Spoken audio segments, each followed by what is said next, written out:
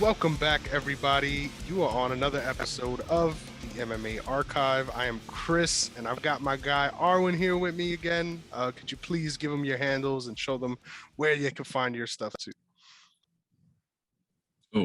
Yeah, I'm on Twitter at 808 MMA Insight, and my regular Twitter, Arwinism 808. Yes, sir. Repping Robert Whitaker once again. You love to see it. Sadly, he had to pull out of his fight again. Coming up recently. It sucks we got to bring it up that way, but family comes first. I know he had some family issues, so wishing the best for our man, Bobby Knuckles. But we'll start where it all matters. I actually was going to have you on to do the recap of 273, and then a couple things happened on my end, so that fell through. So I'm excited to talk to you about those fights. We're sort of going to start back then, work our way up to where we're at now, and then talk about the Font versus Marlon Vera card. So we got an action-packed episode this week. We got a lot to talk about. The first thing I wanted to ask you about is, did you catch the Alexei Oleinik submission on 273? Yeah, that was just wild. Like, it's like heavyweight scrambling at its best, because you're just like, what is going on? And then when he caught him, I was like, okay, there you go. That everything's right now. Legit. Like, when I was watching that fight, I was like, man, Vandera's gonna do it. He's gonna knock him out. He's been piecing him up to this point. It's only a matter of time, and then of course they end up on the ground.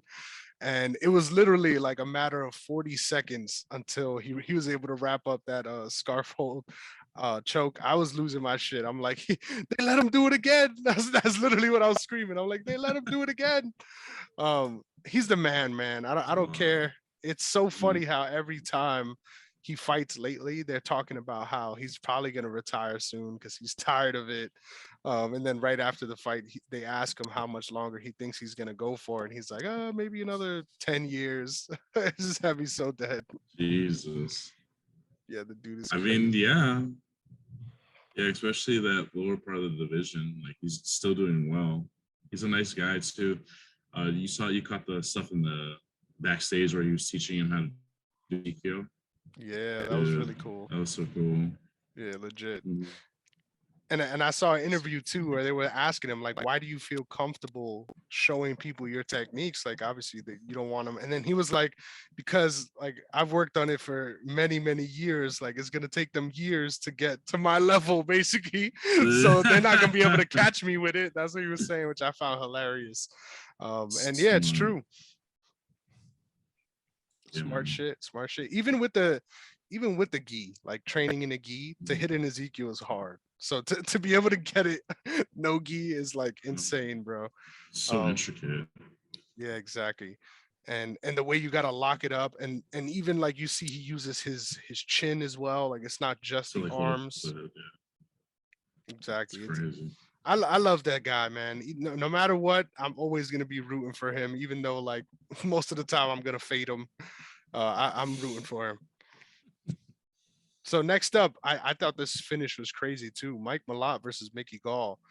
Coming in, I was saying it all week. I was like, no matter what, I'm fading Mickey Gall. Like, I don't care who he's fighting. I don't care if they're from Dana White's Tuesday Night Contender Series. Like, I'm not picking Mickey Gall as a favorite ever. And it's funny because he was actually looking like he was on his way to a win until that right shot landed and just put him out. Oh yeah, dude, he looked super game, and then he just got fucking busted up, and I was like, oh man, pain. All I know is pain. Yeah, literally. All I know is pain. The way he dropped too, I'm like, did he get fucking sniped? Because like literally, I was actually full disclosure, I was driving around that day. I was going to take my family back home from the airport, so I was watching the fight earlier, like whenever I could catch it, obviously because I'm driving. And I'm like, Mickey Gall's winning this. And then I look up again and the fight's over. And Mickey Gall's on the ground. And I'm like, what the fuck happened? It was crazy. Yeah, that's the worst. I was like, oh, he looks pretty game right now. Like, he's really trying to like get him. And then, just like right when it happens, he gets fucked up. I was like, oh, all right. Legit crazy. It was fun though. It was a fun fight. I hope that Mike Malott's able to get some serious like traction after this, because I feel like everyone's going to be all eyes on him. I would say for everybody betting out there, like keep an eye out, because he might end up being a big favorite in his next fight, whether or not it's deserved because of this win. But where do you feel like Mickey Gall goes from here? Because I mean, everything pointed to this being a winnable fight, and it was a pretty bad L. Honestly, I feel like if he's not getting cut, he has to go like someone like it has to be another debut guy. Just because if they're trying to build, they're probably going to use his name to build off other people, you know. Because I think that's what they were doing with this guy, like Mike Malott, and that was like a really emphatic win already, you know, in his debut. Mm-hmm. So I think if he doesn't get cut, he fights another debut guy. Maybe it might be winnable, maybe not, but we'll see. For sure. Yeah, something that stood out to me, obviously, they were both fighting on the same card. I was like, why not give him Darren Weeks? Darren Weeks just lost to Ian Gary. It was a close fight, closer than people thought. Why not? I thought Weeks looked really good. Like when I was watching it, when they announced the decision, I was surprised. I was like, I thought from what I saw that Weeks was winning. So I think that'll be a good potential matchup, a winnable one as well. Not the crazy end of the division, but if you can't beat someone at that level respectfully, you don't belong in the UFC, in my opinion. So I think that'll be a good sort of winner go home match between those two. Super true. Yeah. Yes, sir. So what do you think about Ian Gary? I gotta ask before we move on to this main card. Dude, I like him because I do like positive energy and all that stuff.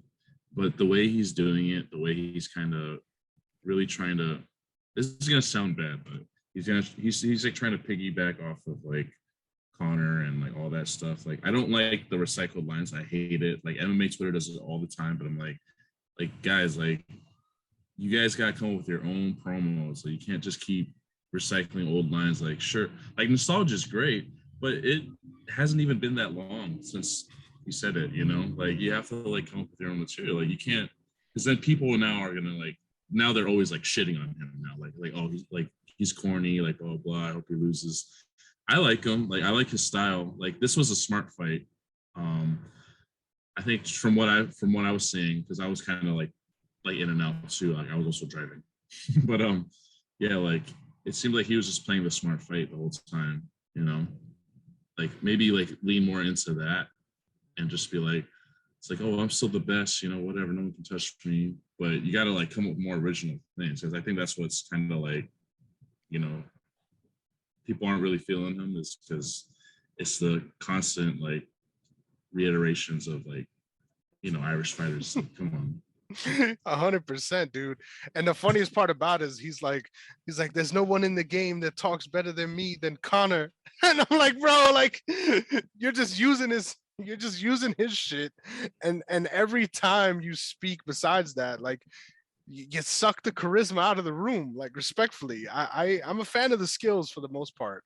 I tend to think I actually am higher on him after the Weeks fight, because I was able to watch it back when I finally was home.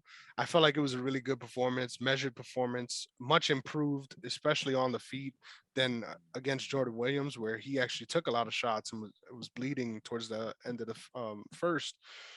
He was much more measured, was able to keep it sort of in hand, even when he was losing at first, and then just come back strong and close it out well. I think his skills are there and they're apparent. But like you said, man, it's just like, do your thing. I get what you're trying to do, and it's very commendable. I'm sure there's a lot of people that like him for it, but at the same time, it's like, just be yourself. It's so much harder to try to be someone else. Just be yourself, and whatever comes out will come out, and people will like you for it or not. Like that's just how shit works. Yeah, that's exactly it. Like people like authenticity, and like every time you do like all that fucking like recycled bullshit, it's like, okay, like I don't really care. Like I've already seen this before with someone who's more impressive, you know. Well, like I can't really trust you. Exactly. Like I can't trust that what you're saying is like legit. Yeah. And the funniest aspect about it for me too is like, it's not just the Connor vibe of it. It's also like Like he's trying hard to have that bravado in a way that I feel like it isn't really his personality. Like Yeah, just be yourself, dude. You seem like a funny, cool guy in general. Just be yourself. I mean, you got a dime piece of a Jesus wife. Christ. You're doing something right. You know what I'm saying? Like you're doing Yes. something right, bro. So just be yourself, man. You love to see it. But I think skills wise, I'm actually higher on his career now after the Weeks fight than I was off of the Jordan Williams fight. I was on this show and I was like, dude, I don't care who he faces after this. Like, I'm betting against him because as soon as he gets a step up, it's going to come to bite him. And I'm not so sure about that now. I think being able to fight measured and stay behind the jab, and even in a situation where you end up dropping around, he was really composed and came away for the better. So Ian Gary's one to look out for, but get your shit together, young man. What real quick, another thing that bothers me, the most recycled line in UFC history is Dana White, 50 G's, baby. Like, there's nothing that pisses me off more. Every time someone says it, I'm like, yo, I hope you don't get a bonus. Like, I really hope they don't reward you for this shit. Because, That's bruh, funny. Like, come on, man. Come on. It's like, I mean, there's more creative way. Like, I don't know. That's why I always tell my friends this, like, because we watch MMA together. But you have to look at, like, if you really want like a good promo and like a good way to connect to the crowd, like just watch like pro wrestling stuff because they're so good at it. Because that's what they're trying to do. They're trying to make you believe that, not all of it's scripted or whatever. But you get good lines and you get good ways to like, figure out your words and stuff like that. Like Ian Gary, his whole shtick right now, he feels like Connor's little brother, like adopted little brother that, doesn't acknowledge him that much, It's just weird. So I don't know. Heavy on the doesn't acknowledge him. Like he only got the tweet once, which was on his debut, and ever since it's just been silent. And every time he gets a chance, he's talking about Connor. It's hilarious. But anyway, that's way more than enough time that he deserves on this show. Let's move on to the best fights of the night. And in my opinion, the best fight of the entire night. Hamza Chimaya versus Gilbert Burns. I'm just gonna give you the floor, man. Like, what did you think about that fight? I think this was needed for both guys because it shows that Gilbert, like, even though he's, like people were kind of ragging on him for the Thompson fight, but it shows that he can still hang in there. Like, and Kamzat, vice versa too. Like, coming from the bottom tier of the division, like respectfully, of course, big step up competition fight against like the number 2, number 3 guy in the world, and then beating him and like still showing like he can put on an exciting fight, but he still is like, developing. Like, it's really good. Like, I think he belongs up there. And Gilbert's still like, I don't think Gilbert loses that much stock, Yeah, sure, he loses against like kind of like the hype, but at the same time, it's like he put on a really good fight. I think he'll be back. I would love to see them run it back. They have to run it back because that was just too entertaining for them not to do it.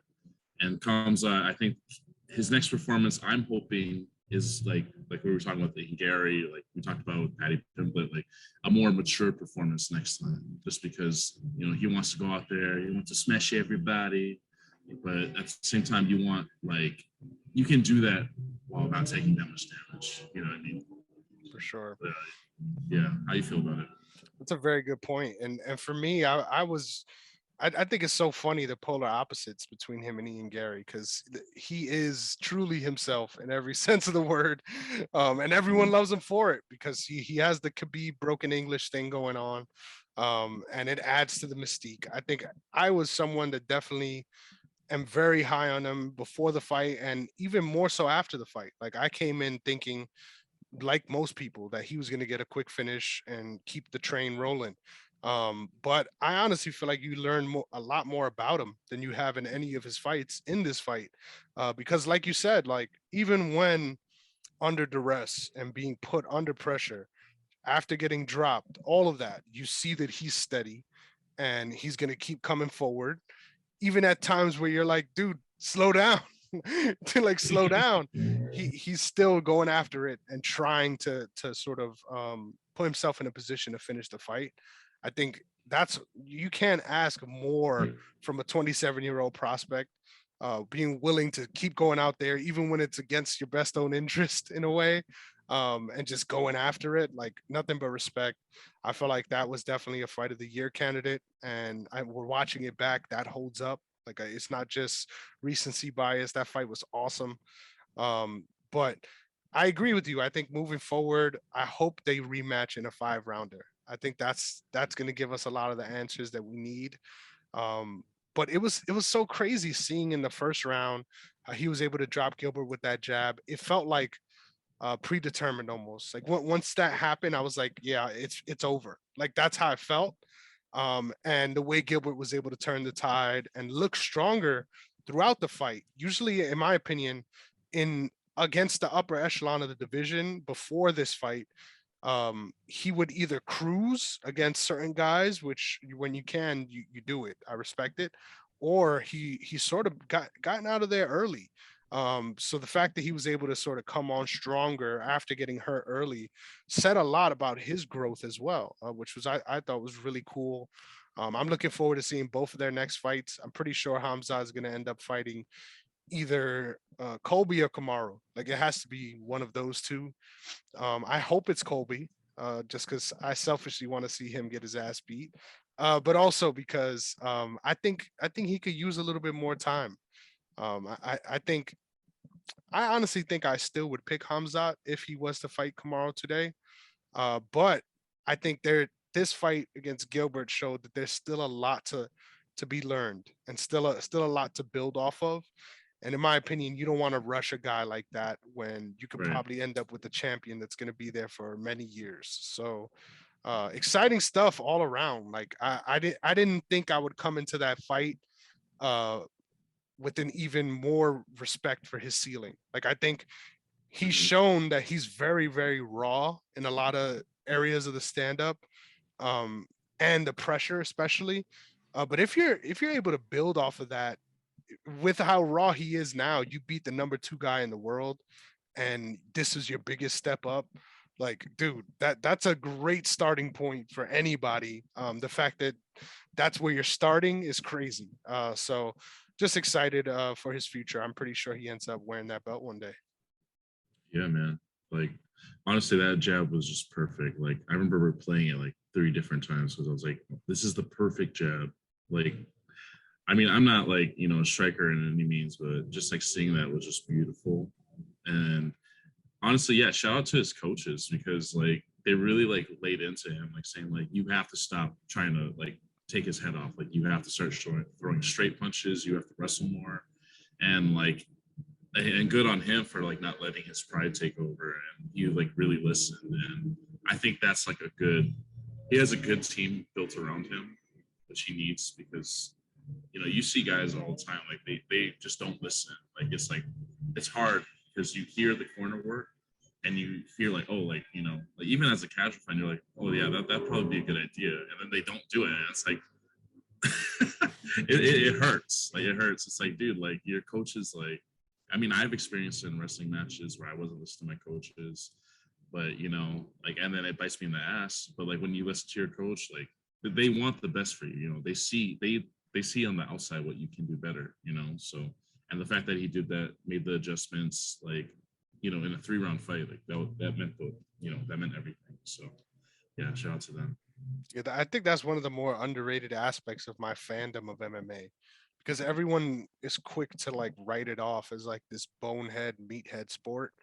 But there's a lot that goes into it. And I think the most fascinating parts of fights, in my opinion, is those in between round moments where we get to see what their corner is telling them, how their demeanor is and how they approach it. And I think that team specifically, they're very different with everyone. Like, when they coach Gustafsson, like they're big up in him, like he needs a pep talk. Like, they're like, you're doing great out there, even if he's losing. Like, you're doing great out there, and you could tell that that's what he needs. And I think that with Hamzat, they laid into him hard. Like, they're like, you need to get your shit together because you're gonna fucking lose. What are you basically. doing? Yeah, exactly. And I'm sure that's what Super he funny. particularly responds to. Which it's funny whenever I have friends over, they're always like, "Why are you always like so serious about hearing the corner work?" And I'm like, "Bro, because this could change the course of the fight." Like, Yeah, and most exactly. of the time it does. So Mm-hmm. yeah, really good shout on that.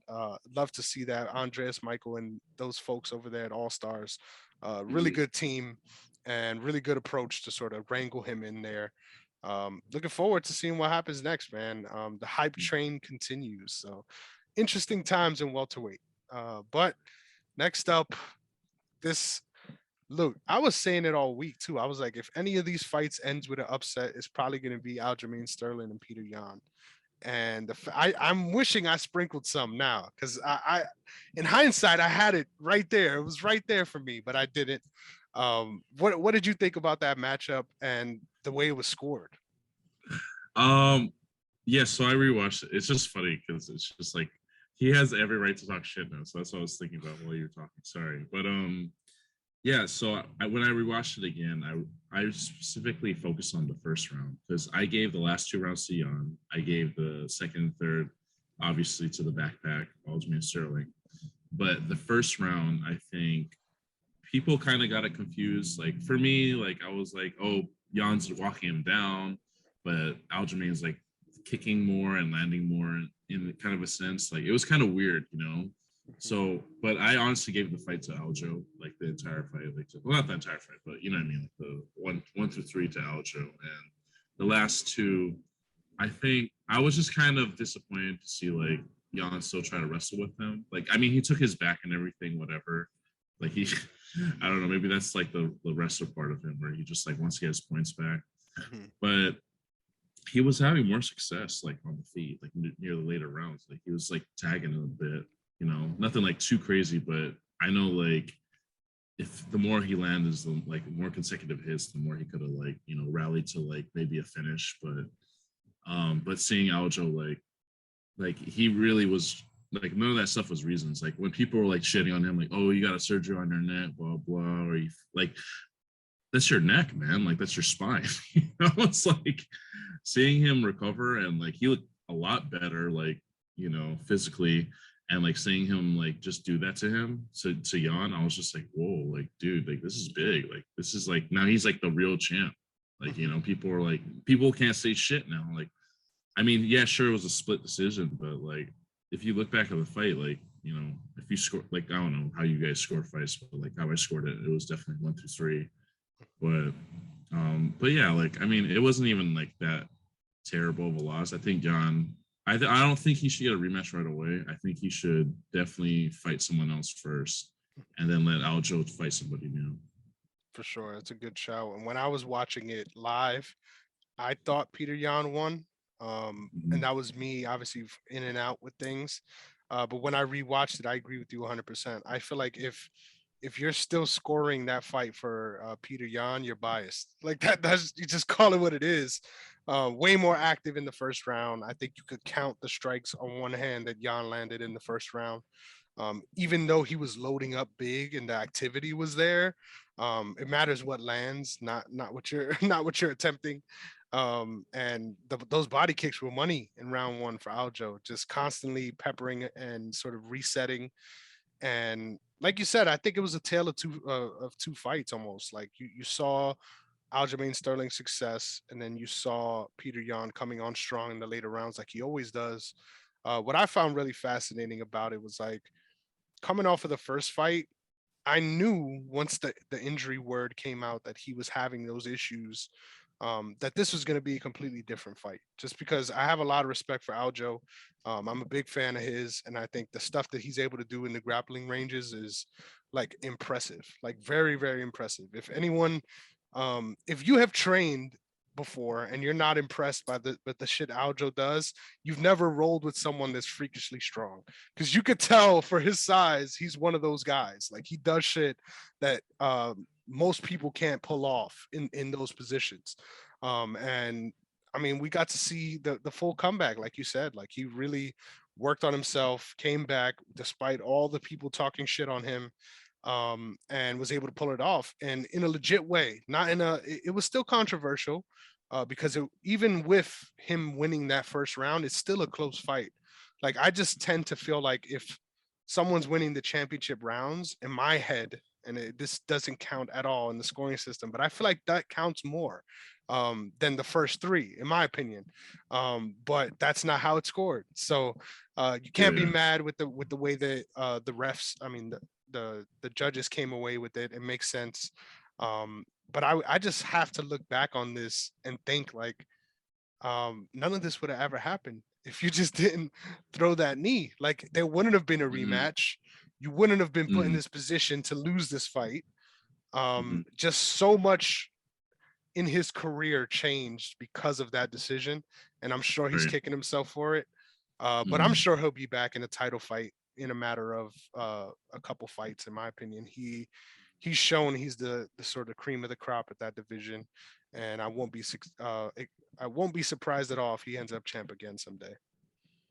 Yeah, man, like definitely. But like going back to what you said about like training, like Aljo being the wrestler he is, like wrestler strength is real, man. Like I'll be grappling with my friends and like they've never wrestled a day in their life, but they like I'm not that big. Like I'm like more tubby if anything.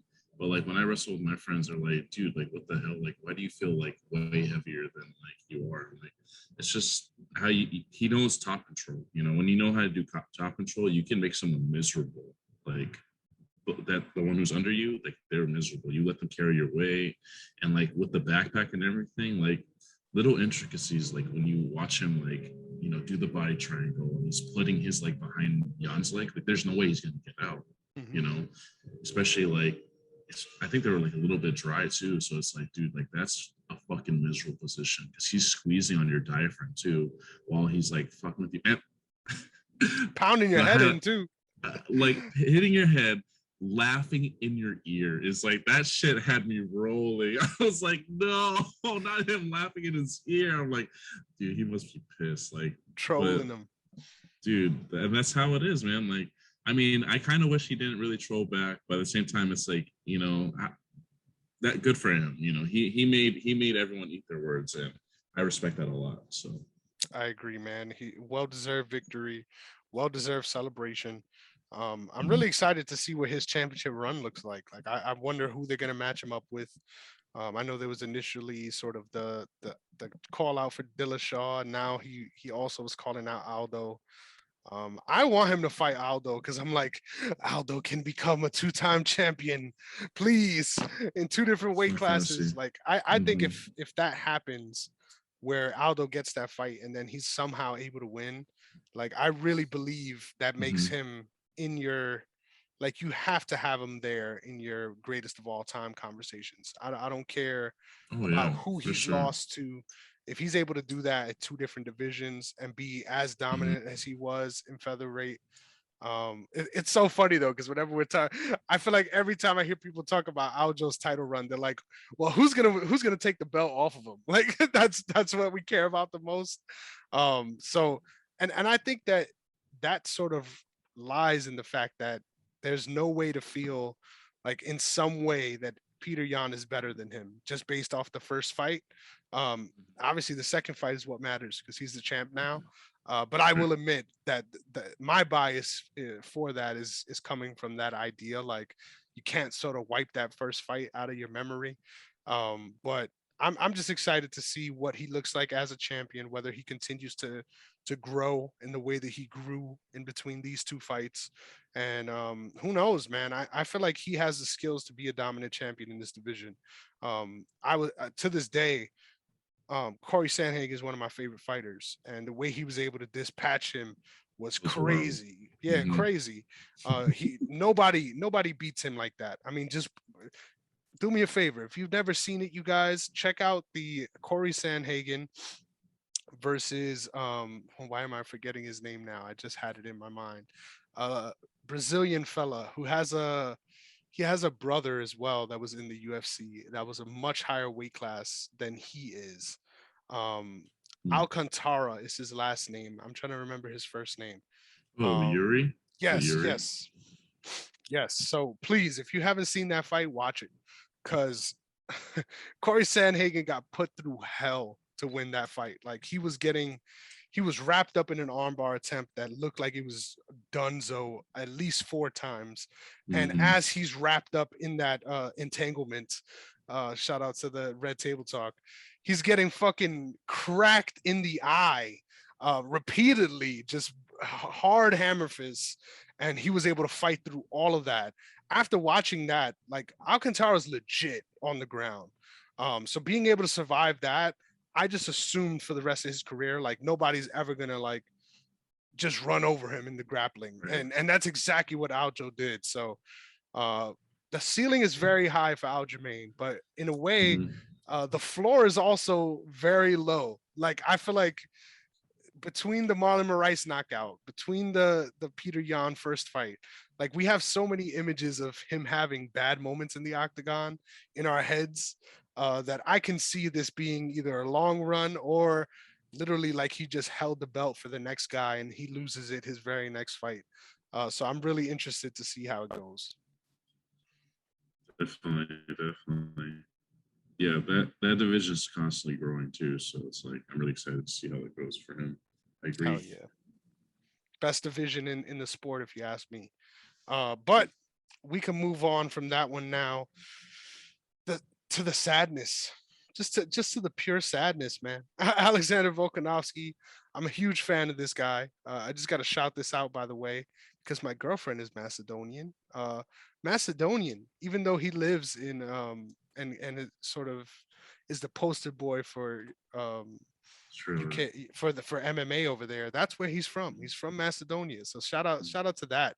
But just dominant. Like I'm such a fan of Volkanovski, and it burns me that Max Holloway is one of my favorite fighters because it sort of takes away from my ability to appreciate his greatness, because I'm always like, but Max should be the champ and he shouldn't be the champ. But at the end of the day, I think this dude is historically great. Like in any division, the shit that he does, the way he's able to fight through adversity and be consistent. Like he's such a consistent fighter. And that's one of the hardest things to do in fighting and in life in general.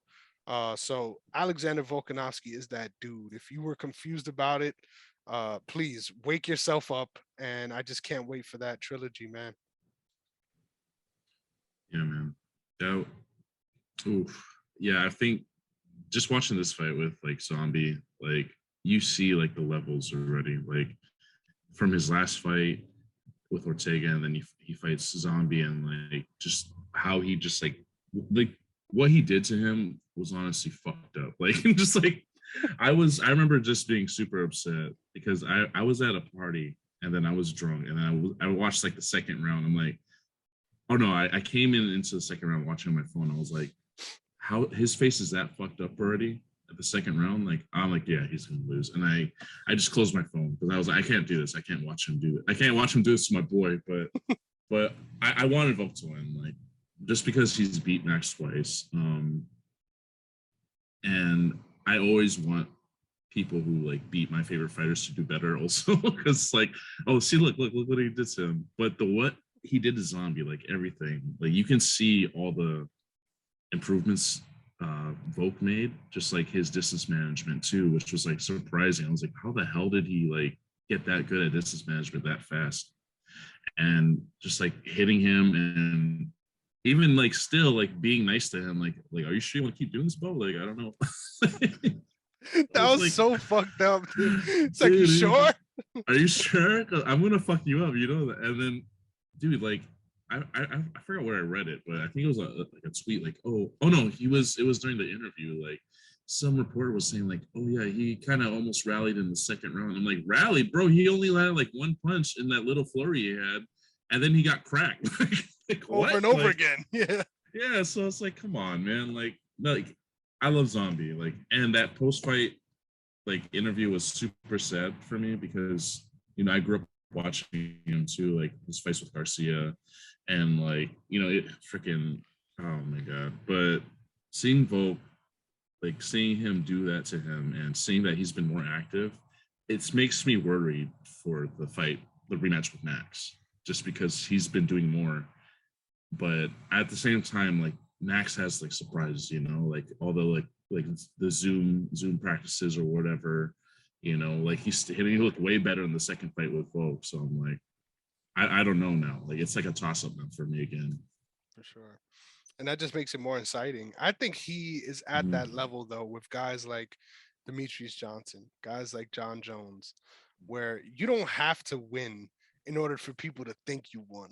Like anyone that has relative success against these guys, even if it's in a very brief window, people come away from that round like, oh, he lost that round. And it's like, dude, just because he did something good to him in a period of time doesn't mean that he lost the whole round.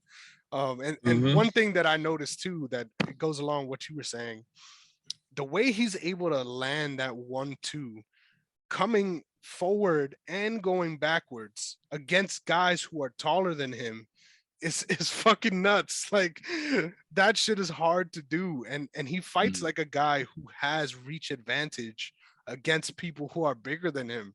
And that's like it's so hard to do that even when you have the physical advantages and he doesn't.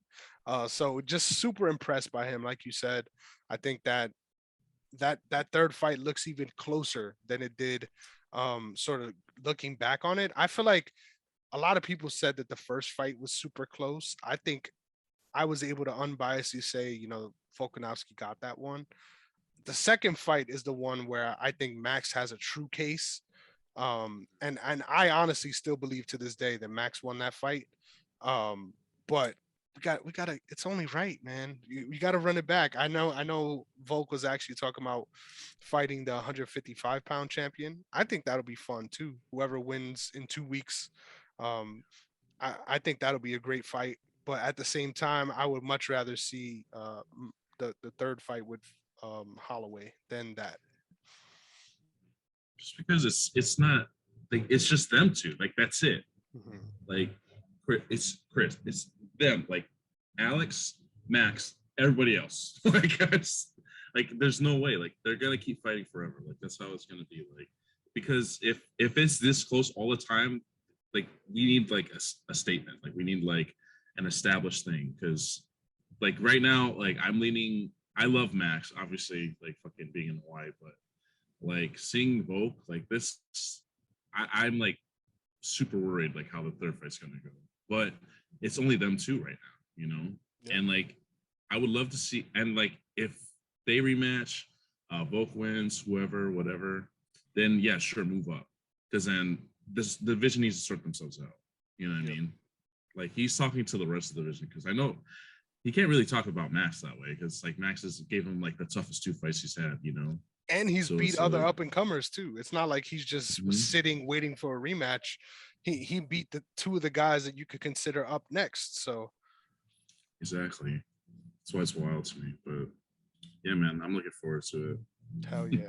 It's rare that you have one person that you could sort of consider an all-time great in the division.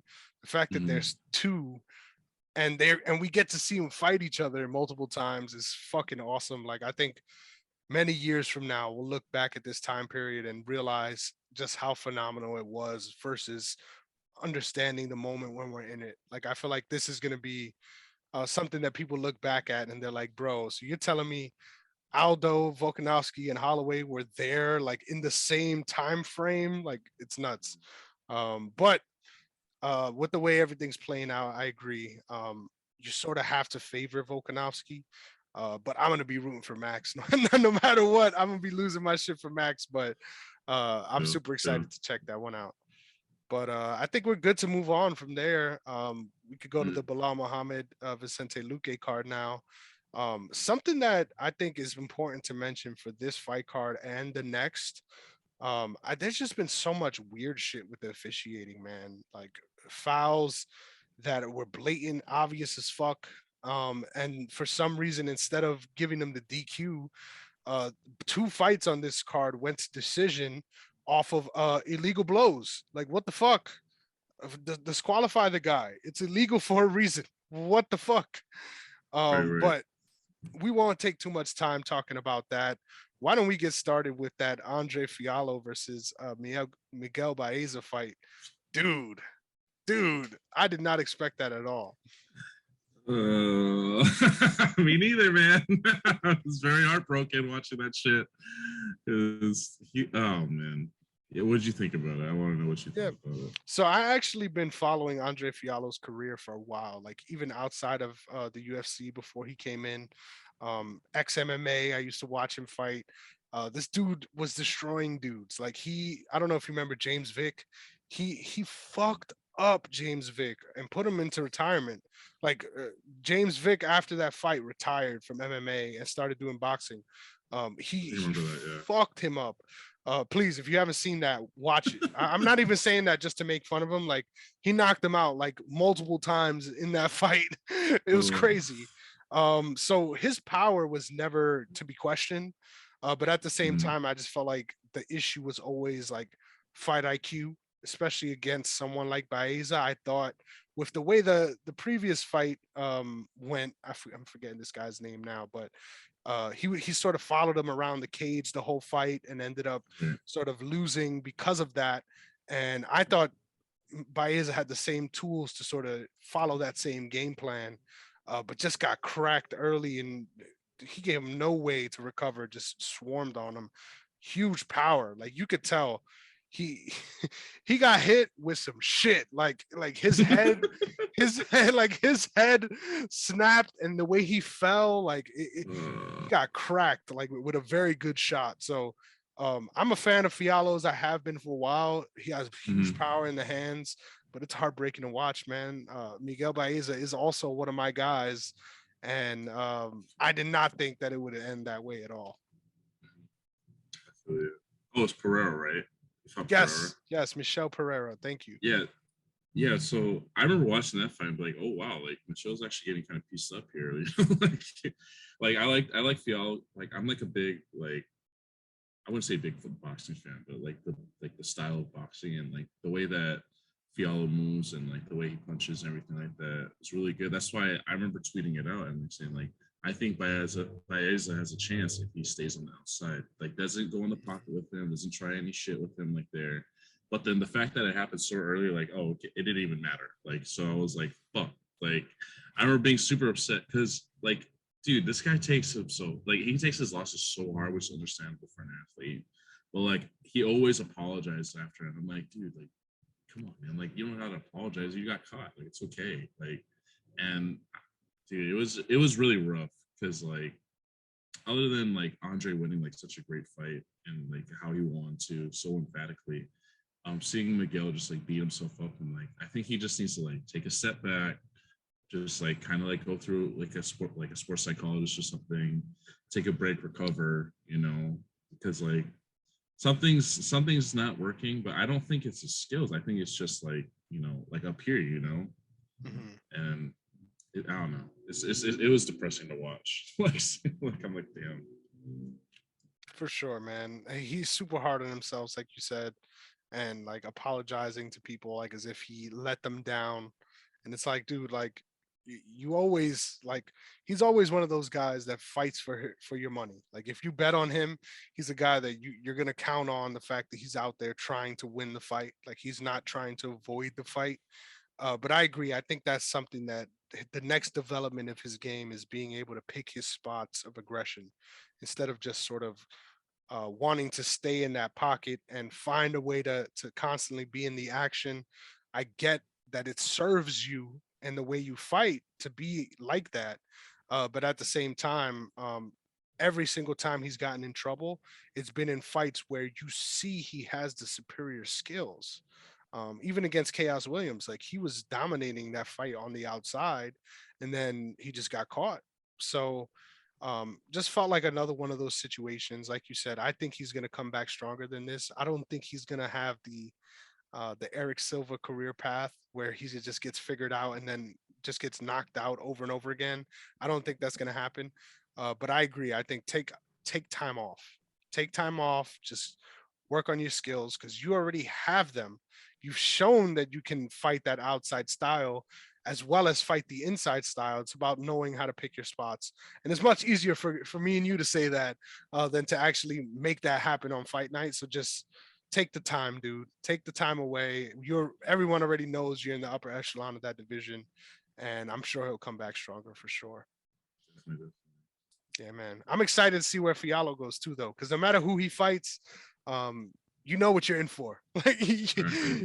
Exactly. You know he's coming after you. So exciting stuff.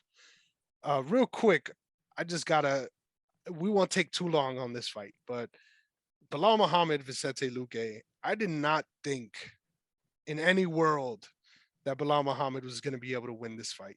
So when I was watching it, and that's because I'm such a big fan of Luque. And as I'm watching it, I was just kind of like waiting for the moment that he gets cracked. And it happened a very good amount of times, actually, where you think like this is the moment where the tide's going to start turning. And Belal just shows, man, like I think his growth has been very, very real. It almost makes me wish that we would have been able to see how that Leon Edwards fight would have played out without the eye poke. Because I feel like he would have gave him some trouble, especially in those later rounds. Just the grappling dominance. Like that guy clearly has a motor that can go all damn day. And he's very physically strong. And that's something that I think he's worked on in his career, which is a big testament to the kind of worker he is.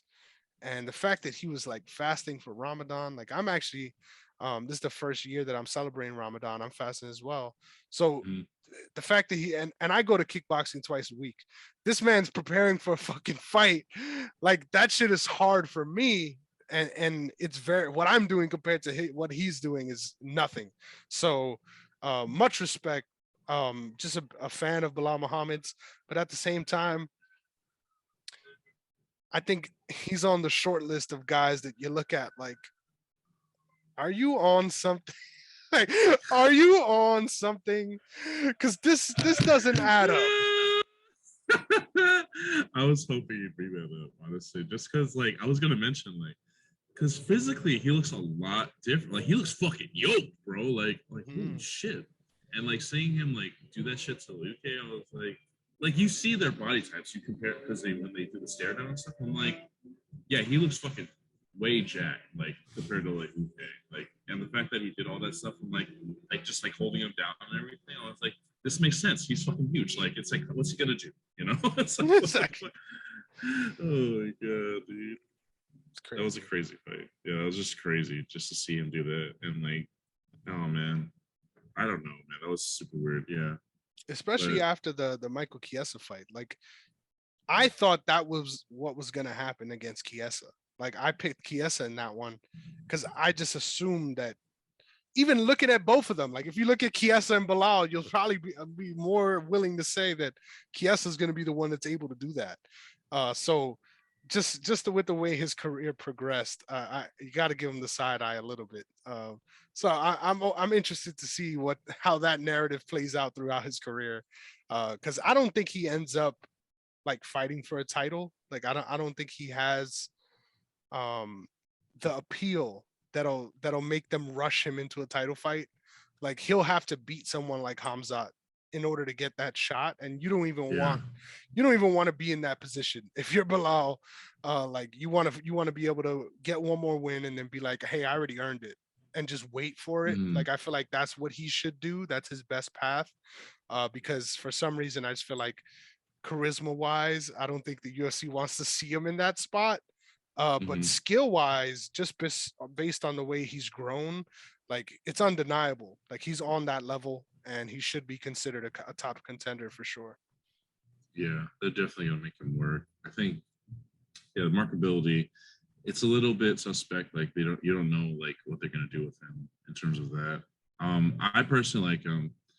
I know some people have like he kind of has like that thing where it's like, oh, like not that charismatic, but I just like people who are genuine. So I think that's why I kind of lean towards him. But I definitely see like in terms of like how you would market a fight, like he doesn't really fit that description, you know. So I hope something changes along the way. I know he's probably gonna have like one or two more fights before like they even consider that like title picture shot. So yeah. Yeah, man. Exciting stuff though, either way. It's always good to watch fighters grow. Like, Mm. because watching the sport for so long, you know this too. Like, that's not a guarantee. Like, just because you're here at this level, it's not a guarantee that you could sort of improve. And you could be very, very good. But if you're not improving, over time, you sort of see certain people fall out of the UFC because of that. And True. his ability to improve in a big way, I think, is a testament to what he's doing. Keep doing it. But I don't know. He's if there's anyone that I look at and I'm like, I'm looking at the way they looked before, and then I'm looking at the way they look now. I'm like, my boy Bilal, I don't know. You might be off that special stuff. I don't know. I don't know. But him and Usman might be the most juicy fight in the welterweight division right now. So who knows? Who knows? Hilarious. But with that, we'll move on to this weekend's card. I'm not gonna lie, this card was fucking crazy, bro. Like, this card was lit. Like, and Did everything. it's always these cards where everyone is counting it out, where it ends up being like this, just super entertaining from the first fight. So why don't we start at the first fight? Mike Jackson, Dean Barry. Please, I want to hear what your thoughts are on this one, because this is fucking hilarious to me. This fight was so weird. Like seeing Mike Jackson back in the UFC after being cut for all that shit he was doing in the CM Punk fight. The CM Punk fight, by the way, y'all. Like, and then seeing like I like Dean Barry. Like he has good skills, and like he was just making like those mistakes that it happens, you know, like, but the fact that it kept happening was like kind of like shit, man. Like, damn, he might get disqualified now. Like, and then the fact that he did, Mike Jackson with the comments here was just hilarious. I'm like, dude, like he's gonna get in trouble because he's cussing too damn much. The whole clip where he's just like, oh motherfucker, kick me in the dick. Like I couldn't like I feel terrible laughing because it's like he's in pain and Dean's like, I would just want to fucking fight in the UFC, and like the one chance he gets, like the fucking debut fight he gets, he fucking loses by disqualification. But honestly, I think he come back. Mike Jack, I would just keep him because that's hilarious. Like that, like all the shit he was saying, like the man knows how to talk. So, and this is his first win, I think, right? Like his second win. Yep, His second win. He's 2-0-1, so he's undefeated in the UFC. Yeah, dude, it was just so fucking wild to me. And then Dean Barry, yeah, fucking heartbreaking. Like I remember just telling like retweeting him and saying like, dude, like don't even worry about it. It happens. It sucks. You don't make a mistake, but like he feeds into like the trolls, and I'm just like, dude, don't even worry about those guys because those guys are just trying to bully you because you're living your dream and they're just trying to make you feel as low as they do. Like, I think more fighters need to like understand social media presence and like knowing like, hey, like I'm in the UFC. Like, why the fuck do I care about people I don't even know? Like, it doesn't matter, you know. Like, just don't worry about, you know, we'll worry about the people that you actually care about, Tiki. You know, For so sure. that's just me. That's a very good point, 100%. And what I found hilarious about this fight, and I'm glad that you didn't you didn't touch on it, because I just feel like this is it's so funny to me. The way that the progression of madness, like Mike Jackson was getting his ass beat in every altercation of this fight. You could argue before the final foul that they could have stopped it before he even got fouled. Like he was getting Mm-hmm. beat up. Mm-hmm. Almost like you're looking at the ref like, what else is there left to prove, dude? Like he's already like fucked him up bad. Like it's almost like, I don't know if you remember this fight, the Clay Guida versus Leo Santos fight, where it's like, dude, the fight was Oh over. yeah. Like Oh. you shouldn't have even gave him the chance to Oh. have that comeback because the fight was over, and It's then they fucked end up. up coming back. Like I felt like that was in store for us if the DQ didn't happen, just because of how bad he was beating his ass. Like he was really fucking Mike Jackson up, Mm-hmm. to the point where it felt like he was just trying to withstand the storm to come back better in the second. um, but I agree, man. Like character wise, you love it. Like both times, both fouls, the dick kick first, and then finally the eye poke. He just commentating the whole time, like just talking through it the whole time. He's hilarious, and I'm pretty sure they'll bring him back and do the same thing, where clearly they're trying to see him get crucified against the upcoming prospect, and who knows, maybe another more fuckery is afoot. But I don't know. I'm a fan of Dean Barry. I think, like you said, he's shown why he's there. He showed that he could put it on people. It's a matter of that, if whether or not that's sustainable, and I think that we'll see that in whoever he ends up fighting next. But the reason why I was so like in love with this fight, because I'm like, this is MMA. Like this is the most MMA fight that I've seen in a while, just because you got it all. You saw someone getting their ass beat. You saw an imminent finish where you're begging the ref to stop it, and they're not. And then you saw the fouls, ugly, yeah. And not just one foul, multiple fouls. And the stupidest part about it is usually after these fouls, they'll break them up and then they'll give them a warning. It's never a point. It's just a warning.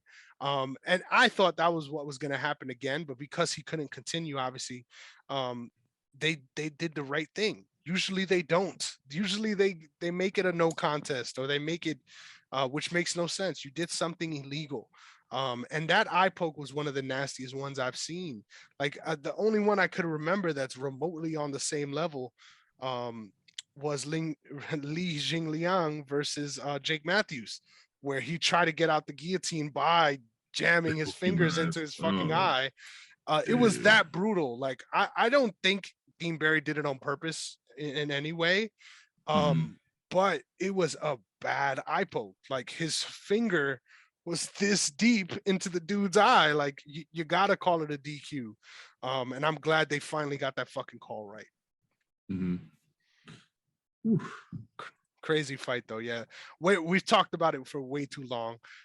This fight, yeah, I'm not gonna say much about it except for saying like Felipe Lins is good, man. Like, please, if you haven't watched that fight, watch it. His fight with Prochnio was really close. That Prochnio had his moments. He made it very close, cut him, kept in the fight, even when it felt like he was close to getting finished. But Lins is very, very good. And of course, we've seen him get knocked out. So a lot of people write guys like that off. But he has the total package skill-wise, and that's hard to find at heavyweight. There's not many heavyweights that can mix it up. So keep an eye out for Felipe Lins moving forward. And let's get into the more fun ones though, because there was some more fun ones on this card. I want to start with Tyson Pedro versus Ike Villanueva. I've always been a fan of Tyson Pedro, but what surprised me in this one wasn't only the fact that obviously he's coming off of a bunch of injuries. Physically, he was in better shape than I've ever seen him. He was super svelte. I've never seen him that skinny in his career. Like he clearly put the work in coming into this fight and just was dominant, like in a way that we've never seen on the feet. Calculated, doing a very good job peppering him up with leg kicks and then coming back up top to damage him once he sort of busted the tires off the car, so to speak. Just a great performance by Tyson Pedro, and really reaffirmed what I've already felt, which is like he's a prospect in that division for sure. Oh yeah, man. Like that's rough, man. 4 years away, right?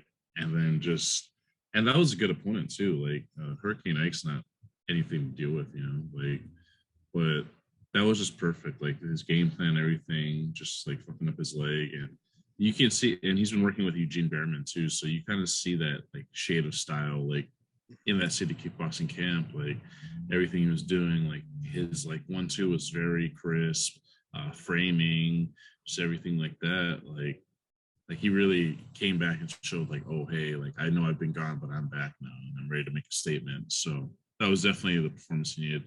And like when his leg gave out, like I love Villanueva too, but like when his leg gave out, I was like, oh yeah, no, that shit's done.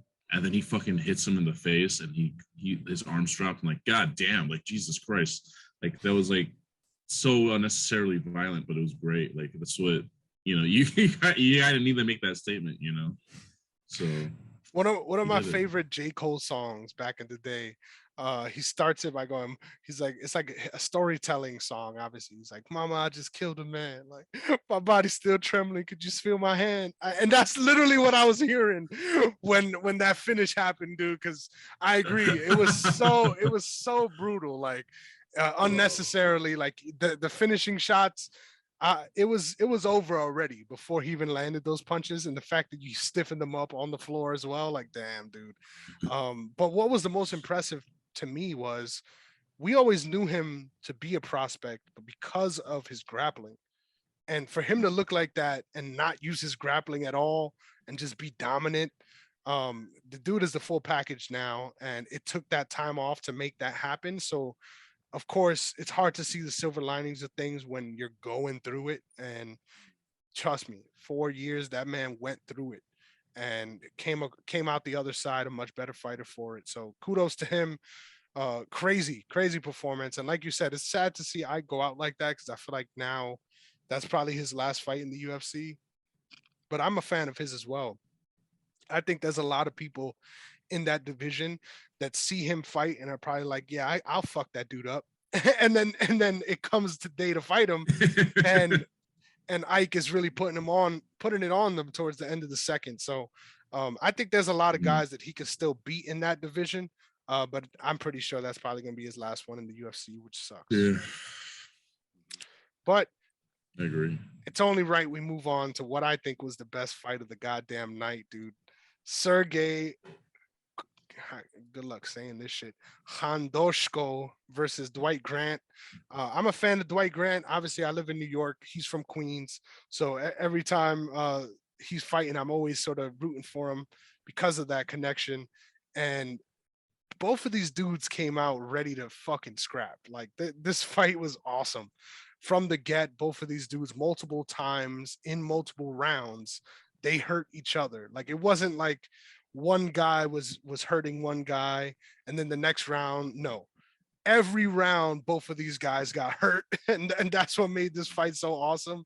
It was just a crazy back and forth barn burner that ended with a really, really nice finish for Sergey Handocho. He was also coming off of injury, so being able to prevail in that way, but it was heartbreaking to see Dwight Grant go out like that after having so much success and almost knocking him out himself, you know? Yeah, that was rough. But I think you need these kind of fights and you need these to like really like establish where the division's going. So definitely a great win. I like Dwight Grant too. But yeah, so we'll see how that ends up going moving forward. For sure. Marc-Andre Barrio versus Jordan Wright. I love Jordan Wright. I always was wishing for him to do much better because of how he absolutely butchered Ike Villanueva. Speaking of Ike, poor Ike is on a lot of dudes' highlight reels in the UFC. And that was one of the more sort of tactical destructions that I've seen in that division. Like he really put it on Ike. So ever since that moment, I was always like, hey, I'm high on this guy. Like regardless of his downfalls, he has good upside because of the way he fights. And I just feel like he just can't seem to put it together. Awesome guillotine finish for Marc-Andre Barrio, who's not known for being a finisher. So a sort of new wrinkle to his game, along with the sort of grind him out, drag him out style.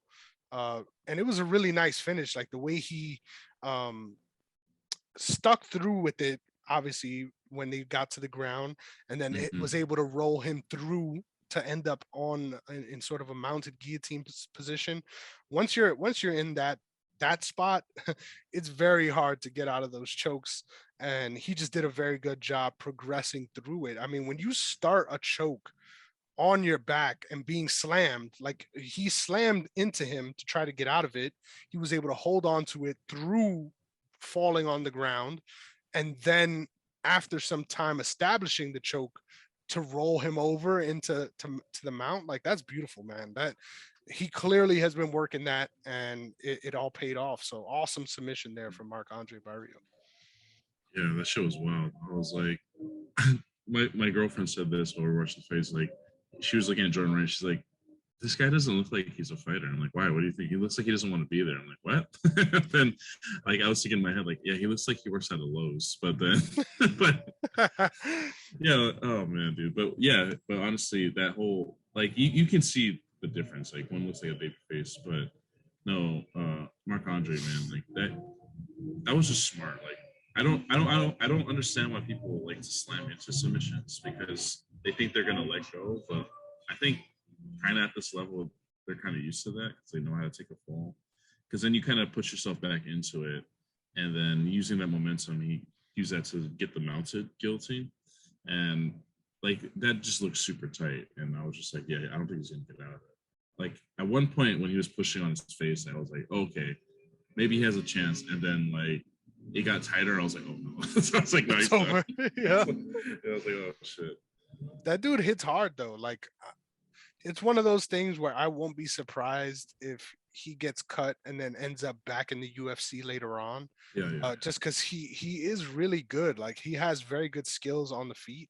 I think, and they said this on the commentary as well. I think where he gets himself in trouble is sometimes where he wants to be in the clinch, sort of opens up his opponents to cracking him. And Right. he always wants to end up in that plum and kneeing guys, and then ends up getting cracked for it. So I think some retooling is needed. I think maybe even a camp change because even though I like Jackson Wink a lot, I just feel like in today's MMA and day and age, they're not the camp that they used to be. Yeah. So I think finding somewhere else, retooling a little bit. I think we could see Jordan Wright do well in the UFC, but Mhm. we're ways away from that. So I'm pretty sure this is probably going to be his last fight in the UFC too. But I wouldn't mind seeing him again. Like I said, I'm a fan. Even if Mhm. outside the UFC, I watch him fight again because he has that baby face where you're like, is he really built for this? And then he's wheel kicking dudes dead, and it all makes sense. So Right. um, it's a matter of time. I think he's gonna end up having a good turnaround. I don't think this is the last we'll see of him, but probably it is in the UFC at the I'm hopeful moment. too. Yeah. Yeah, I Yep. have that. Dude, this fight was awesome. This next fight was awesome. Charles Jourdain versus Lando Venata. I remember the first time I watched Lando Venata fight in that Tony Ferguson fight when he stepped up on short notice. I Oh instantly man. was like, this dude has my respect forever. Like that was one Mm-hmm. of the craziest fucking moments that I watched coming up in the game where I'm like, anyone could win on any given night. Like obviously that fight was just fucking nuts. On short notice, like a couple days notice, comes in and almost knocks out Tony Ferguson a couple times.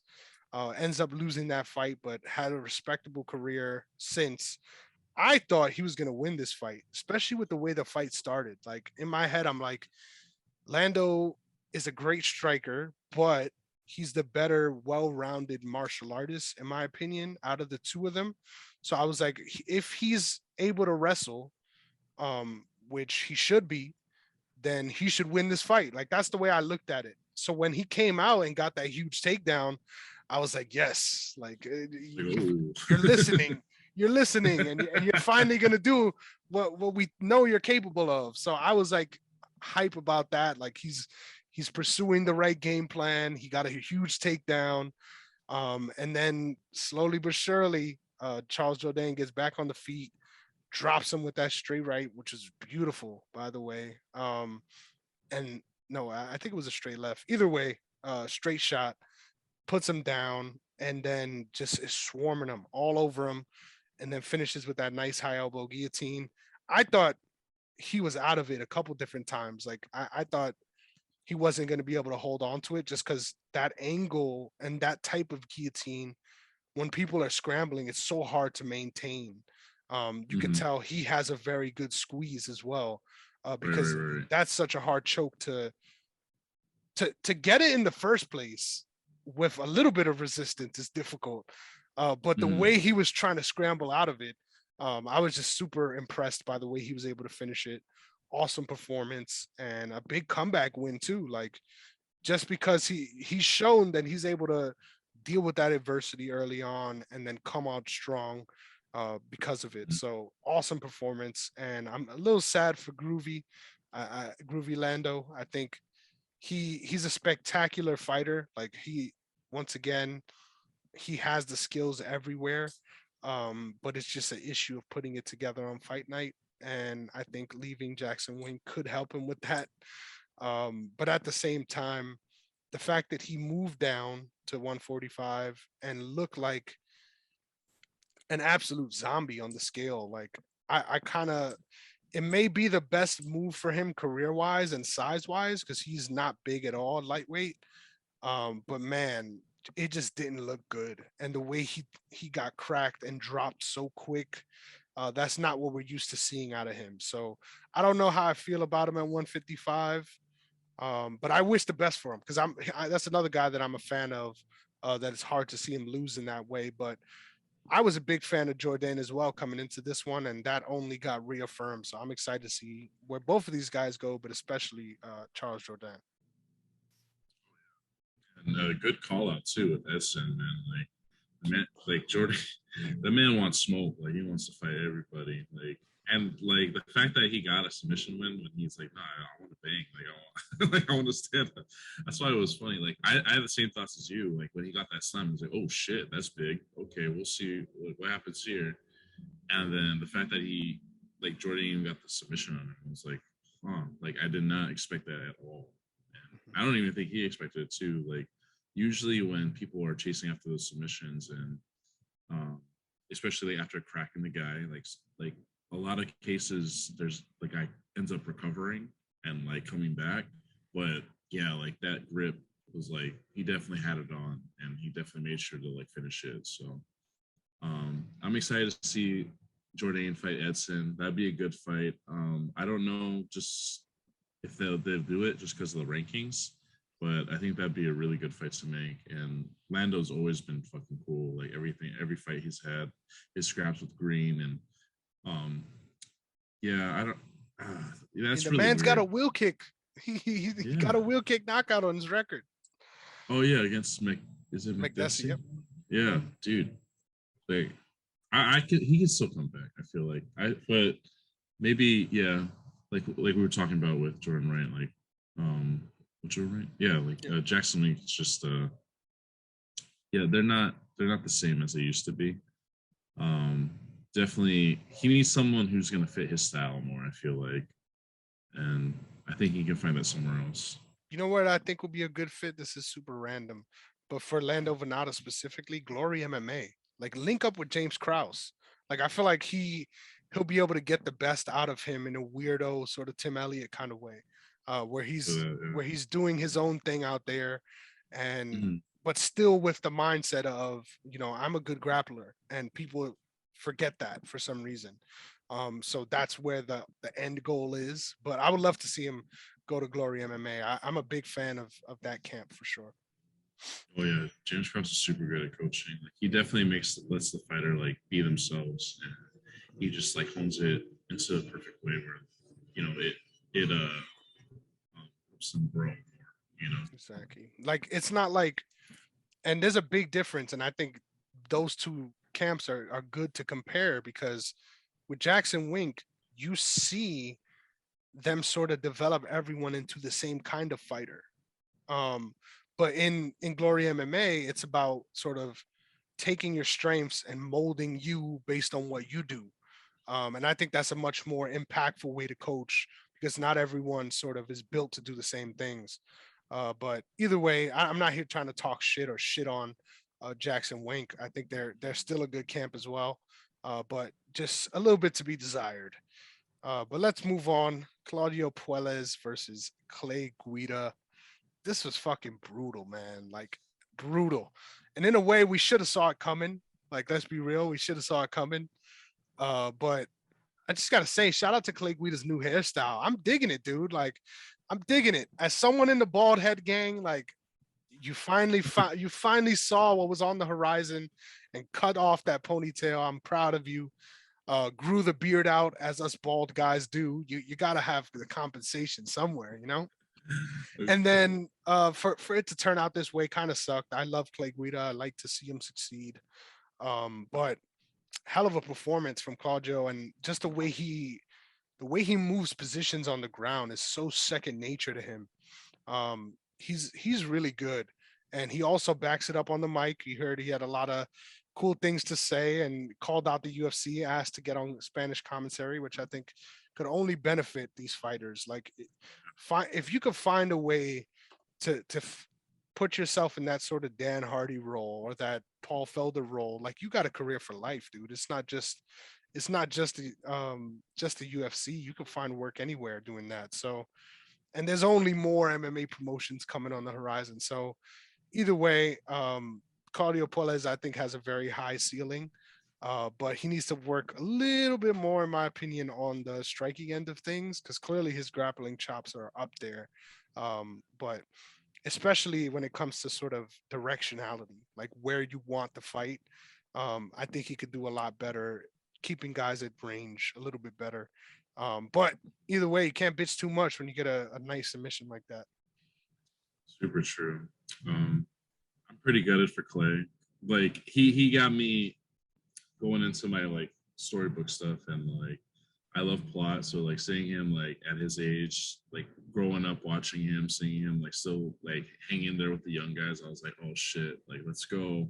And then he gets caught in that nasty knee bar. I was like, that transition was so smooth that I was like, as soon as it happened, I was like, oh yeah, it's done. It's like over. his knee's fucked. But I definitely agree with you too, like because Claudio definitely has the frame to like be a good long striker, and he should definitely use that to his advantage. And like same thing with like him trying to get on the Spanish commentary team, like especially like how young he is too, like his age, like I think, and still being able to fight and like still be up there. I think that will definitely add more to his game, because now you're approaching things from a more analytical standpoint, you know, like you're watching fighters, you're seeing fighters you're going to fight too, like, and you're commentating on how they're moving and everything. I think he adds a lot, especially in the grappling department for that. So it's going to be interesting how, if he does get on the Spanish broadcasting team, like how it adds to his game. That's a great shout, and I think that's something we saw in the main event next week. Marlon Vera, the way he's grown since he's been working on that commentary team, definitely all relates. I just got to say real quick, a fighter that he reminds me of a lot is Joel Alvarez. Super big for the division, but also very, very good grappling wise. It's just a matter of now you got to keep pursuing it, keep putting yourself in a position to do things like that, because clearly you're on another level on the ground. But yeah, I agree. It was super sad to see that when it got fully extended, it almost looked like he could have really fucked up his knee if he didn't tap fast enough. And thankfully, he let go very quick, which is something I always watch for, especially with submissions like that.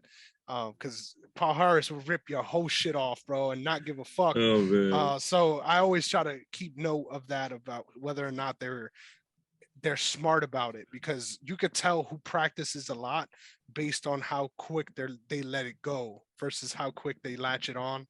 But yeah, super slick submission. It was awesome to see. But main event time, baby. Another slick submission. I'm gonna give you the floor for this one, please. How did you feel it was going before she was able to lock up that standing arm triangle, and what was just your reaction to it in general?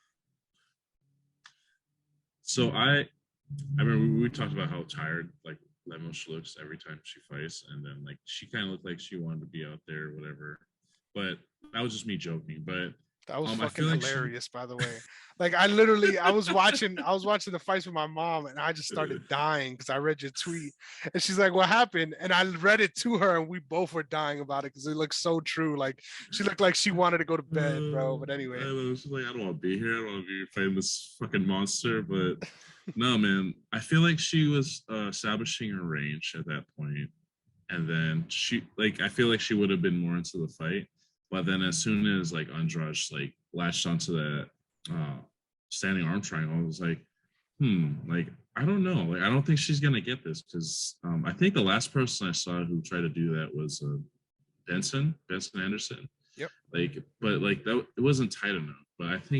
But the way that she's positioned and her kind of like her stature too, kind of and like just how strong she is in general, like her grip strength. Like I think that's gonna aid her. So I was like kind of watching for her. I was like okay, she's up against the cage, so she's gonna have a hard time turning away and like trying to reconfigure herself. And then you see her like fully like lock it in. I was like, holy shit, is she gonna get this shit?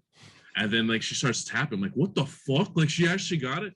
And I thought she slept. So like when I said so that's why when I said that, when I tweeted you, I was like, oh shit. I was like, oh yeah, well, I mean, she got what she wanted, you know, like so, but then I was like, dude, like I don't know, because you kind of see like her how high how tall she is, so you like you forget how like strong her center of gravity is.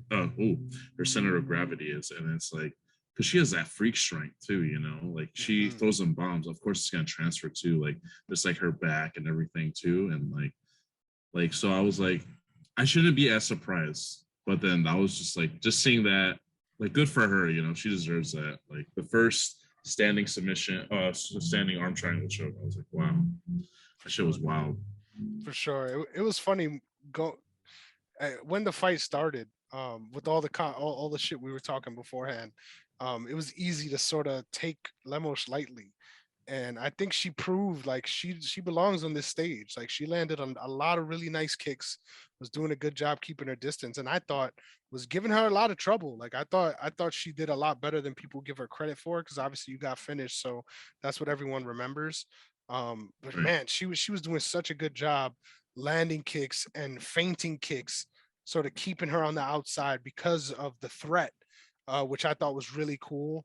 And then she throws that right hook, and then Andrade just ducks right under it and wraps it up. Clearly, that's something she was working on. But I agree. I was losing my shit when I saw her wrap it up. I knew it was tight, but it's one of those things where you don't really believe in it. Like you're like, yeah, she's gonna try to take her down. Like that's what I was thinking. And then I saw her do very reminiscent, obviously two different submissions, but the way she did it, very reminiscent of John Jones versus Benchita, where you see them push into the fence and then sort of get their base underneath them and drive even more. And I'm like, yo, she's trying to finish it using the fence. And I called it out. I was like, yo, that's crazy. Like she's trying to finish it up here. And then she starts tapping. I'm like, yo, she fucking did it. Like I've never seen some shit like this before. And it's always cool as an MMA fan. I think that's what keeps us around, like the degenerates we are every week, because we know there's a chance to see some shit like that we've never seen before, and like change the way you think about those positions. So, yeah, man, that was so awesome to watch. Shout out to Jessica Andrade. Always finds a way to sort of surprise and excite the fan base. I think she's going to end up being the all-time finish leader in women's MMA when it's all said and done. Because the fact that she's 30 years old and has been around since basically the beginning of the women's MMA in the UFC is fucking crazy. Like she's a staple in women's MMA and the history of women's MMA in the UFC specifically. So just a big fan of her. And she's another fighter, I think, that you look back at their career and you know for sure that she has wrung out every sort of bit of potential that she has and turned it into raw talent. Like you could see the growth from when she started to now, even in her body type, the way she was able to go down from she started out in the UFC at 135 pounds, dude, and made her way all the way down to 115. Fought for the belt in both weight classes, became a champion at 115. I think this is the division for her long term for sure.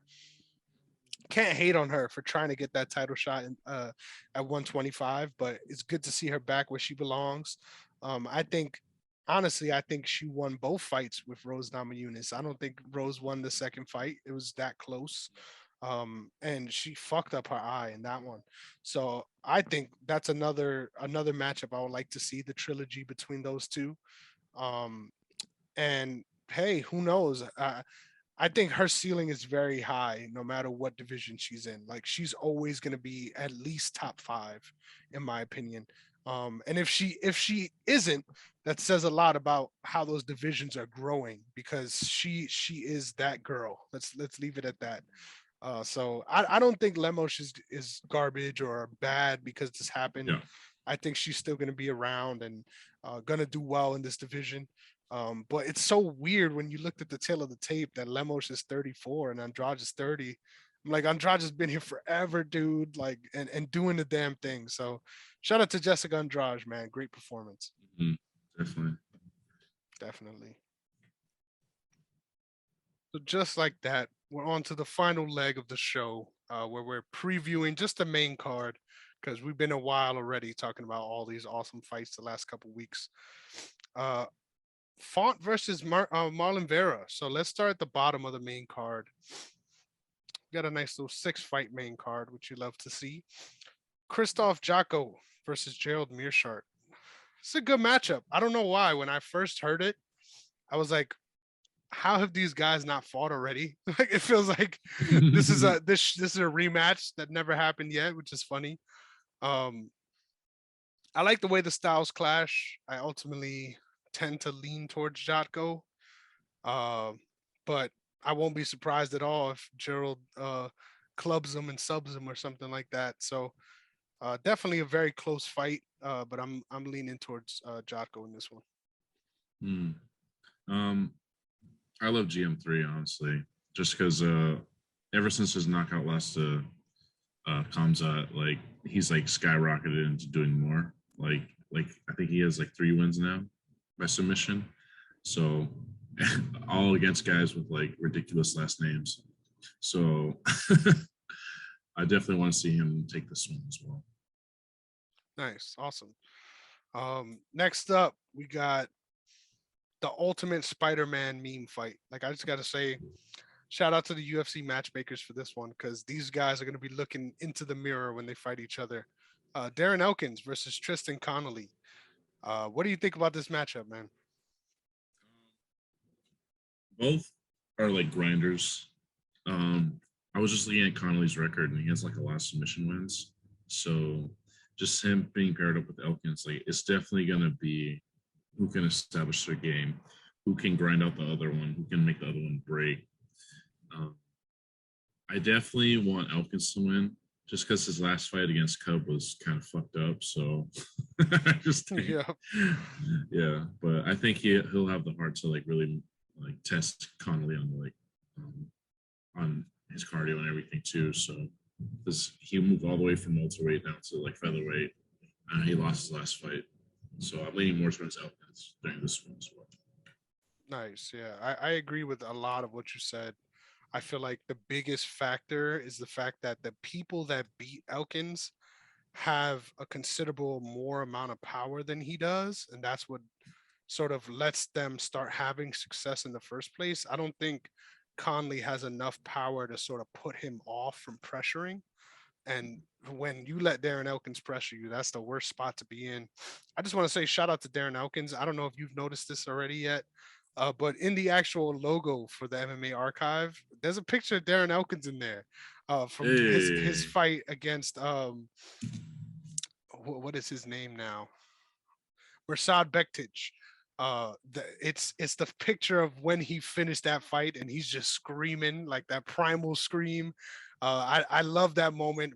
Every time I think of it, it brings the hair on the back of my neck to stand up. Just a hell of a moment for him in his career. So that's why I make sure whenever I get a chance to highlight that shit, I'm like, that's who is on my damn logo, man. It's Darren Elkins. So yeah, I'm rooting for him too. I want him to win. I think he's gonna win. But at the same time, it does make me a little nervous that you're looking across the cage at someone that does basically the same things that you do, but is younger than you. And in his last fight, you could tell compared to when he made his debut against Michel Pereira on short notice, Conley takes this shit seriously. Like he got in really good shape, and I'm pretty sure it's going to be the same for this one. So no matter what, he's going to have to work for it. But I agree. I'm rooting, and I think Darren Elkins takes away the win in this one. Real quick, let me just I'm writing this in, so let me just fill some time here while I write down who we're picking in this, just so I could keep it for the records. Darren Elkins versus Tristan Connolly. And we're both picking Elkins. And I got Chaco. And you got GM3. Okay, perfect. So next up on this 6-fight main card, it's actually a pretty good main card, man. I can't complain. Jared Gordon versus Grant Dawson. Ah, man. I love Jared Gordon. I love his story, everything he's been through to get to this point. And he's another one of those guys that you could point to and say, you know, they have squeezed out every last drop of potential. And this is just hard work at this point. Like, he's made a lot of leaps in his career, and I'm very proud of the fighter he's become, and I'm sure he is too. But this is a horrible matchup, man. Grant Dawson is that dude. Like, honestly, in my opinion, is a sleeper to potentially be in that top 5 in this division someday. I love his grappling. I love his striking as well, working with Glory MMA. On the feet, not as much, but ground and pound specifically, he has some of the best ground and pound in the UFC. And I know that's surprising. Please watch his fights if you don't agree with me. The way he's able to hold people down and then really hammer them once he gets into the right spot. I noticed this a lot with guys like they're in positions and then they're like, okay, I got to throw a punch so that I don't get separated. He is not that guy at all. He puts himself in a position to land multiple strikes and then just bombs away from those spots, which you love to see. Very controlled ground and pound, very sort of methodical in the way he's going about it, which you love to see. Yeah, I just think this, with all the things Jared Gordon wants to do, Grant Dawson is just a little bit better there. I think his best bet in this one is to sort of take whatever he can early on and then really come strong in the latter half of the fight and try to like wear down Grant Dawson, which we've seen happen to him before. But my head is telling me that I got to go with Grant Dawson in this one. I'm pretty sure during the fight, my heart is going to be rooting for Jared Gordon, but I'm going Grant Dawson in this one. Yeah, I feel you. I think this fight's definitely like more of a test for Grant and seeing if he can pass it. Jared Gordon's a grinder. I always appreciate that kind of style too. But honestly, I feel like Dawson's ceiling is a little bit higher just because of his age and like what he can do. Yeah, I think I'm going to go with Dawson in this one as well. Yep. Awesome. So next up, this fight is big, dude. Not a lot of people know this guy, but this is a huge fight. Andre Philly versus Joe Anderson Brito. Tough first fight for Joe Anderson Brito, but at the same time, in my opinion, this is a great matchup. It's going to be a fucking banger for however long it lasts. Mm-hmm. I'm shook. I'm gonna be honest. I'm shook because I like Andre Philly a lot. I want to see him do good. This is another guy that I think you could point to and say he fucking stuck with it and shown that he's growing in the sport, which you love to see. I just feel like Brito's gonna put it on him, man. Like I just feel like he's gonna put it on him early, and that feeling, that thought is gonna be in his head. So even later on in the fight, sort of those outbursts are gonna be in Feely's mind. I think this fight is close though. I don't think this is going to be like a runaway fight. I think it's going to be very competitive back and forth. But I'm leaning towards Brito with those sort of extended exchanges. I think he's able to keep guys in the firefight, and I think that's Andre Feely's biggest issue, in my opinion. So it's a big matchup issue in this one, which got me leaning towards Brito. I'm always going to stick to my Samoans, so I got Andre Feely on this one because I think this is a great match for both guys because I think Brito's training out of the truth box, and Andre just has that style where he just wants to like fucking bang too, like striking, but he also can mix it up, whether it's the clinch, wrestling and stuff like that. I would like to see him use his range more, but and as a sick individual as I am, I'm pretty sure, and I kind of want someone to go to sleep in this fight, like just because both their styles I feel like complement each other, and if it's anything but a swing and bang fest, then I don't know. We have been sold a lie, damn it, legit. By the way, we didn't even mention this. One of the best nicknames in the game, right? Andre Touchy Feely. Like, come on, bro. Come on, bro. Like, whoever gave him that, you are a legend, sir. That's all I gotta say. Super funny. But go ahead. I didn't hear you. Oh, it's super funny.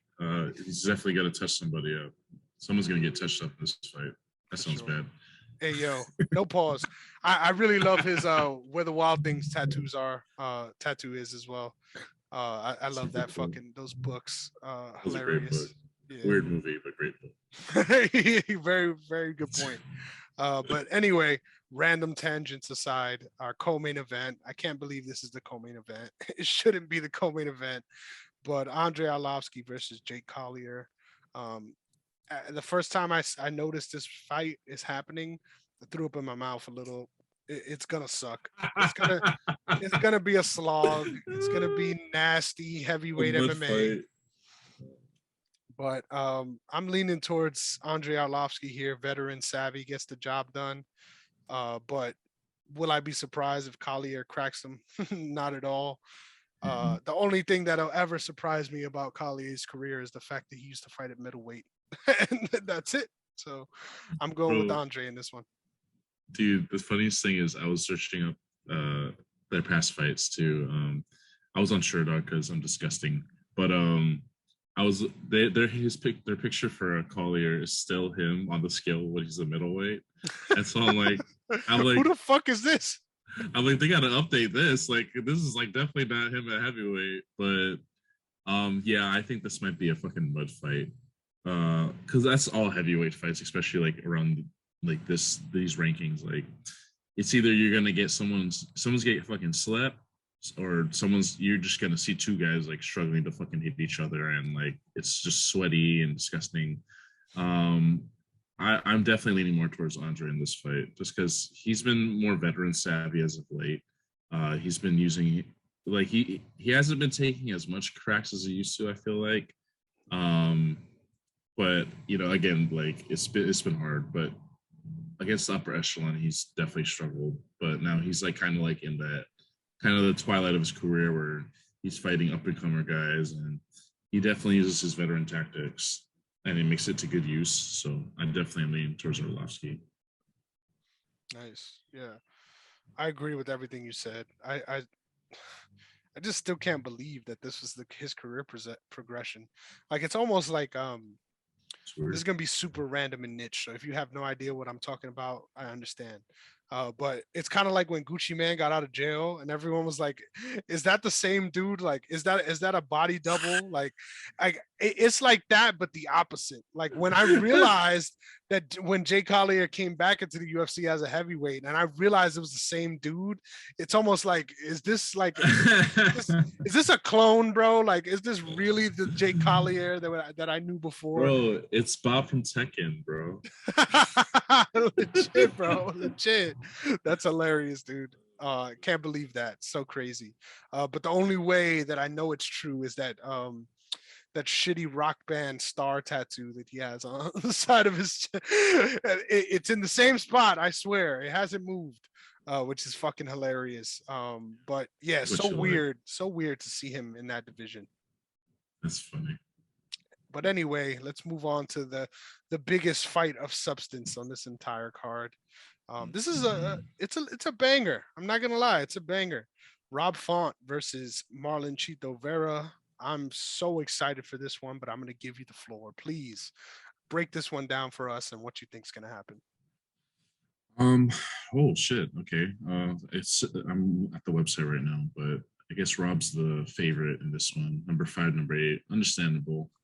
I love Rob Font. I love his style. I love his story. Same thing with Marlon Vera. Definitely, they both have range. I like Rob's jab way more. Like, I just love jabs. Like, that's one of my favorite punches to throw. Marlon Vera's elbows, his clinch tactics, everything too, and just his kicks too. Like, he's just been getting better and better each fight. Ever since the Sean O'Malley fight too. Like, he's definitely like grew in his own way. Like, everyone still had to punch on, but Marlon Vera, he's just he's always been a grinder. He's just been around for a while. This is definitely a good jump for him. Rob's coming off that loss against Aldo. I definitely want to see how Marlon's going to deal with the jab, and I definitely want to see how Rob's going to come back after a loss. Marlon's hungry, came off a good win against Frankie, fucking turned him into NFT. How dare you? How dare you? No, I know. I had to. You know how MMA Twitter is. I have to like say some corny shit like that. That's on me. True though. It's so true. I had to, man. I'm sorry, but I'm super split on this just because I think Rob had a really good fight with Aldo, but leg kick Aldo came back, and that was just unfortunate for him. But he fucked up his eye though, so that's why it's like I think he's gonna come back really strong in this fight. So this hurts saying I'm gonna lean more towards Rob, just because I believe in his boxing that much and his ability to stay at range in his movement. But if Marlon can close that distance and like make it dirty and make it a fucking elbow fest, then yeah. But I'm gonna lean more towards Rob for sake of a pick.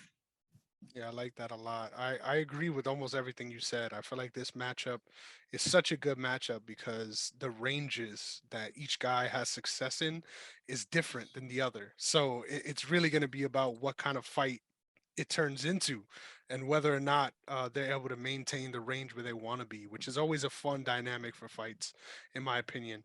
I think my heart is surprisingly leaning towards Marlon Vera because I just love his style and his progression as well.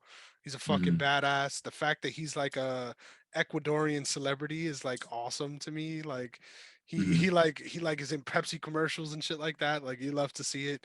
That's I feel like hilarious. even most American fighters in the UFC don't get that kind of love. So really cool to see him on that end of things. But at the same time, I agree with your analysis, man. I think his style gives Rob Font's style gives Marlon Vera nightmares, and we've seen that in other matchups as well. Guys that could keep him on the outside, like Aldo. Funny enough, that they have that common opponent. Guys that could keep him on the outside, give him a lot of trouble. And I think that's exactly what Rob Font is going to look to do, especially like you said, coming off of that devastating loss. I think the biggest chink in Rob's armor is when he's fighting a guy that has considerably larger power than he does, and I don't think he has that issue in this matchup. We saw it in the Jose Aldo fight. I felt like I was super surprised by how poorly he was able to take the power of Aldo. I think there was moments where he was getting hit. It looked like he was going flying. It was crazy. I didn't expect that dynamic at all, but I don't think that dynamic exists in this one. I think it's ultimately going to just come down to who can keep their range for longer. And I think there's going to be moments where Vera looks like he's about to finish him. But I think Rob Font ends up taking a decision. I'm excited to watch this one, though, because I think this also has potential to turn into a sneaky fight of the year contender, which is always awesome. Yeah, I agree. I think what I'm going to be doing during this fight is counting the leg kicks. I think that'll probably be Marlon Vera's biggest weapon. It's probably like the calf kick, just like attacking the legs, just stopping the movement, because that was Aldo's biggest thing in their fight too. Like, and definitely the power difference, but like what you said, like definitely their power is definitely going to be very similar, and it's definitely going to be who's going to dictate their style and whose technique is better. Yep. It's a good For fight. sure. Really good fight, man. I'm excited. They've been having a lot of good ones, but next weekend is where it's at, even better than this one that's coming up. So I got to ask you, I know we're way ahead of time, so don't expect super crazy in-depth analysis, but quick fire, rapid fire picks. Rose Namajunas versus Carla Esparza. Who you got? Oh shit. Okay. I think Rose has a lot of she made a lot of adjustments. So I'm gonna pick her. Yeah, I'm gonna pick Rose. Nice. I'm tending to lean towards Rose too, but I won't be surprised if Carla wins. I kind of am hoping for the madness and like giving that whole division a reset button, but I think Rose comes out on top. I really love that camp. Her camp is so good.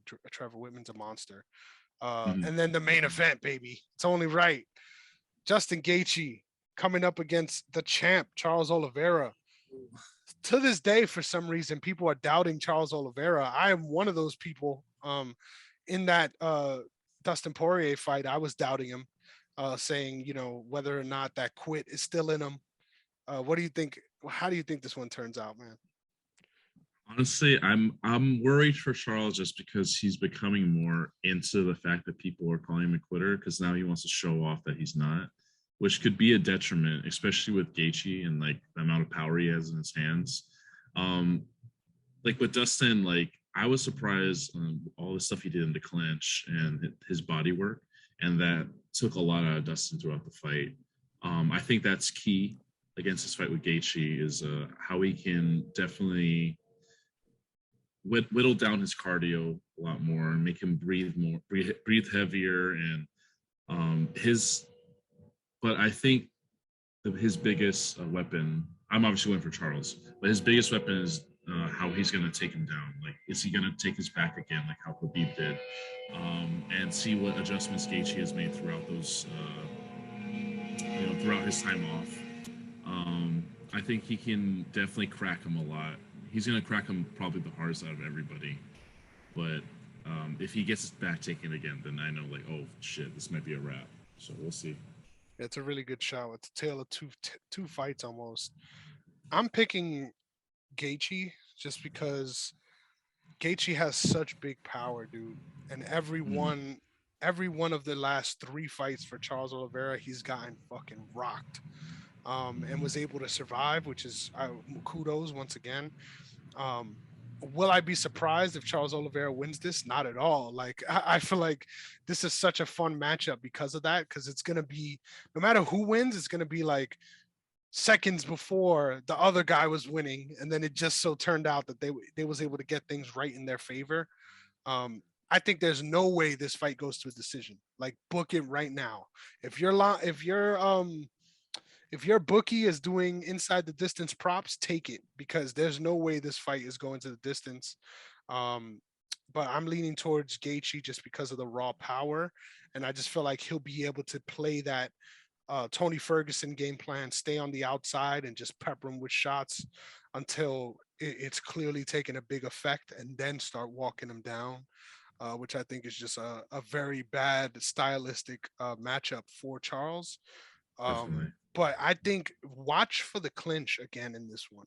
I think if Charles Oliveira is able to bring him in tight, make it dirty, start hitting him to the body like he did against Poirier, I think him gassing out Justin could be a real narrative in this one, especially if we end up in the 3rd, 4th rounds.